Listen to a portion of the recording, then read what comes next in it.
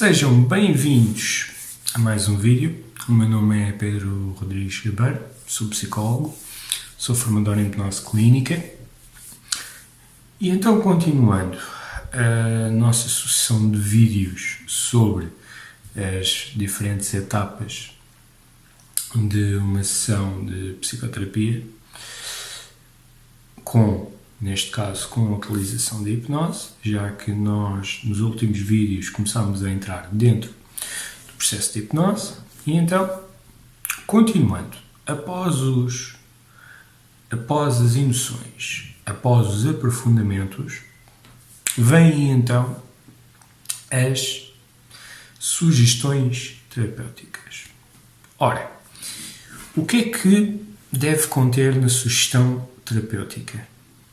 Muito simples.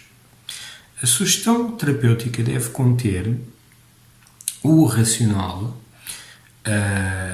teórico ao qual o psicoterapeuta se rege. O que é que eu quero dizer com isto? Como vocês podem ter lido em alguns textos meus ou visto em alguns vídeos meus, há uma coisa que eu não me canso de repetir e de dizer, que é: hipnose não é uma forma de terapia. Hipnose é um coadjuvante terapêutico ou, se assim quiserem entender, é apenas e somente uma técnica, estratégia terapêutica. Não é muito diferente do relaxamento muscular progressivo, de tarefa de uma cadeira, tarefa de 2 cadeiras, sensibilização sistemática. Ou seja, o que é que eu quero dizer com isto? É uma técnica. É uma técnica que deve ser utilizada dentro de um determinado modelo e contexto de psicoterapia. Portanto, aquilo que a pessoa diz, aquilo que o terapeuta diz dentro da sugestão, vai ser orientado não só pela queixa que nos chega, também com o objetivo terapêutico que nós traçamos com o cliente ou paciente e, finalmente, com a modalidade psicoterapêutica, o modelo psicoterapêutico que o terapeuta tem formação em. Por exemplo, se estivermos a falar de um terapeuta que seja psicanalista, então o conteúdo do seu discurso será mais focado em relações, em objetos internos, em projeções, em mecanismos de defesa e assim por diante. Se nós estejamos a falar de uma pessoa que tenha formação em psicoterapia centrada no cliente, então aí terá uma postura mais validante, mais a respeito das questões dos conflitos existenciais, da questão do respeito pela pessoa, dos valores, da validação incondicional, de refletir aquilo que a pessoa traz. Se estejamos a falar de um terapeuta de formação comportamental, então todo o seu discurso vai ser de forma a criar um sistema de contingências para que um determinado comportamento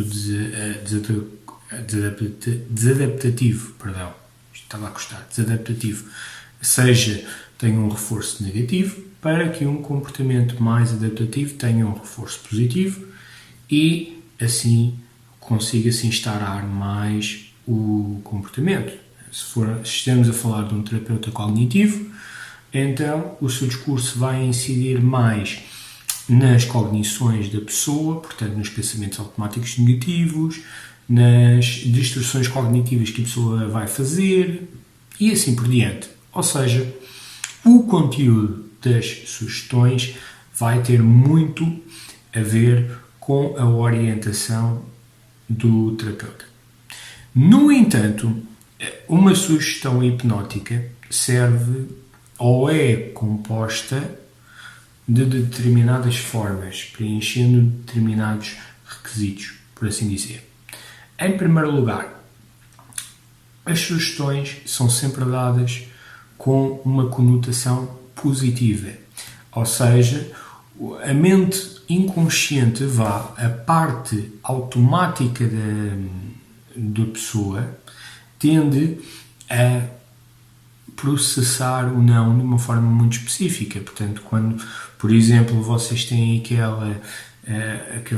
aquela situação de não penses no elefante cor-de-rosa, ou não penses no cavalo branco de Dom Sebastião, o que é que a pessoa pensa? Exatamente no cavalo branco, exatamente no elefante cor-de-rosa. Portanto, quando numa sugestão estamos a dizer para a pessoa não executar um determinado comportamento, bom, ela vai executar, porque para ela não executar, ela tem que pensar no comportamento, e isso significa continuar a reativar essa circunstância que se propõe desadaptativa. Portanto, as questões são sempre dadas na positiva. Depois, temos que ter em atenção que existe as determinadas cargas emocionais associadas às sugestões. E nós sabemos que a sugestão em que estiver implica uma maior carga emocional é aquela que vai prevalecer. Ou seja, se eu se eu elicitar uma memória da pessoa que tiver uma carga emocional superior àquilo que ela está a sentir ou superior a qualquer outra sugestão que eu lhe possa dar, é essa memória, essa carga emocional que vai prevalecer. Portanto, aquilo que tiver uma maior emoção prevalece. Depois também temos que ver com o efeito, a lei do efeito reverso, que é a questão do tente e veja que não consegue. Ou seja, isto tem a ver com a questão do fluir e deixar as coisas acontecerem. O que muitas das vezes acontece é que as pessoas exercem uma determinada carga em tentar que as coisas surjam, determinadas coisas que surgem naturalmente, e ao tentarem e impelirem essa carga dentro delas, estão a fazer exatamente com que haja o efeito reverso, que é a situação não vem. Um exemplo mais prático tem a ver com o sono. O dormir, ter sono, adormecer é um processo completamente natural. O que acontece é que muitas das vezes as pessoas tentam forçar a que isso aconteça. E quanto mais elas forçam que o sono venha, quanto mais se forçam em adormecer, mais despertas elas se mantêm. E daí que muitas das vezes pessoas com elevado nível de ansiedade e com muitos pensamentos ruminantes normalmente queixam-se que não conseguem adormecer. Fazem muito esforço, tentam e não conseguem. Cada vez que tentam, mantêm-se mais ativo. Exatamente por causa desta lei do efeito reverso, que é quanto mais se tenta um processo natural, mais ele fica impelido, portanto menos se consegue. Isto são apenas algumas leis ou algumas diretrizes, alguns elementos aos quais as sugestões devem ter em consideração, e também o terapeuta deve ter em consideração como dessas leis ou dessas formas ao elaborar as suas sugestões. E rapidamente, que tipos de sugestões é que nós temos?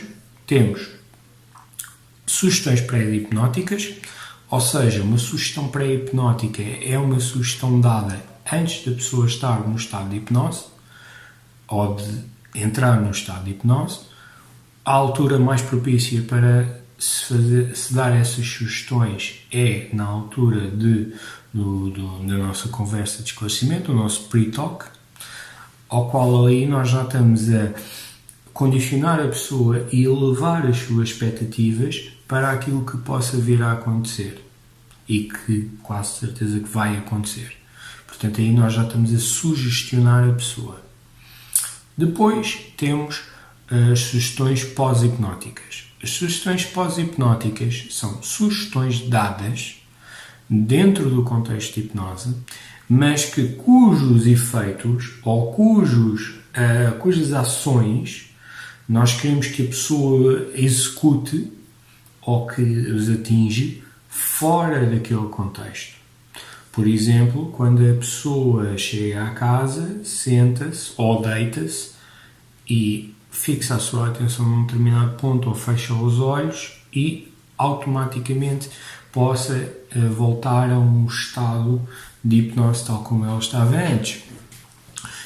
Portanto, há muitas formas de dar sugestões pós-hipnóticas.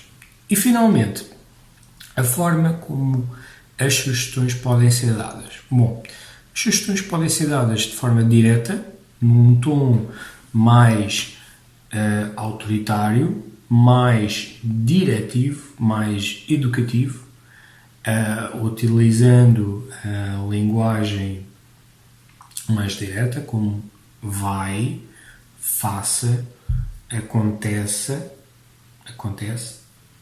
e assim sucessivamente. Normalmente as sugestões mais diretas têm ao longo curso perdem mais rapidamente a sua força, mas elas são muito boas, por exemplo, para a remoção ou para a alteração sintomática imediata, como na questão da gestão da dor, por exemplo.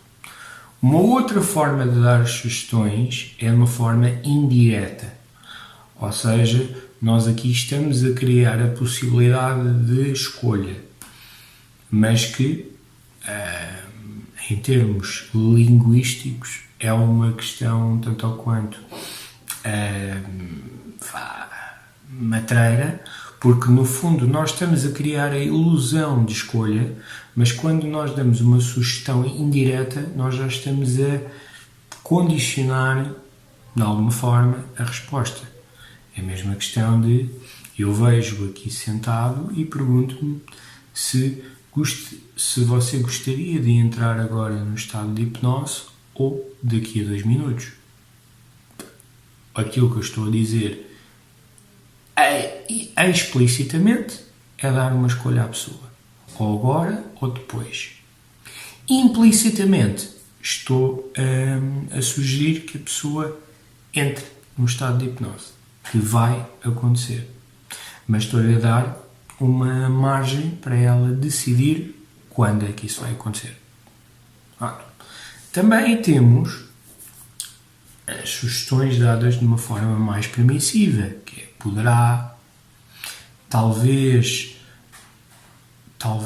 possa fazer com que aconteça, poderá ter curiosidade em se aperceber de, ou mesmo através de histórias ou metáforas. As metáforas têm um grande poder porque elas normalmente têm um final educativo, têm um mote, não é? Têm um significado que a pessoa pode inclusivamente retirá-lo para si e ficar com ele, e não sendo o mesmo significado que outra pessoa diferente poderá retirar. Portanto, cada um faz o seu próprio trabalho. Ao mesmo tempo, são perfeitamente inofensivos. Ou seja, não ferem a suscetibilidade da pessoa dando-lhe uma ordem direta. O que nós sabemos acerca deste tipo de sugestões é que elas permanecem muito mais tempo com a pessoa. Porquê?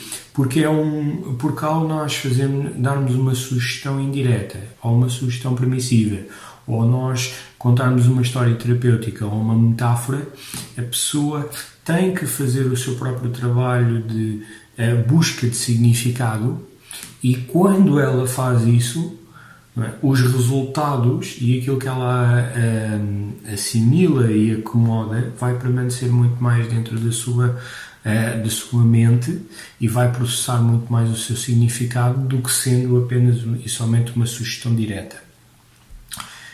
E, finalmente, aquilo que a investigação demonstra é que não existe uma superioridade entre sugestões diretas ou sugestões indiretas. Ambas resultam muito bem, ambas têm a mesma força. Agora, depende dos contextos, depende do tipo de personalidade da pessoa que nos procura e depende também daquilo que é suposto nós trabalharmos.